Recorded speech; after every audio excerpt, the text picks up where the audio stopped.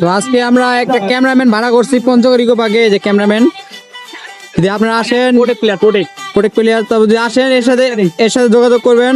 আমি এখানে স্ক্রিনে নাম্বারটা দিয়ে দিব। এই যে ভাই, আপনি তুলবেন না ভাই? পার পিস কত করে নেয় ভাই? পার পিস কত? পার পিস কত নেয় ক্যামেরাম্যান?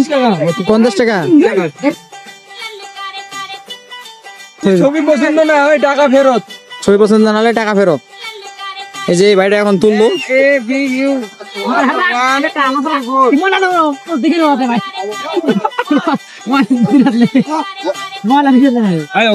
দেখেন ক্যামেরাম্যানটা যে ছবি তুলতেছে, দেখছেন একবারে।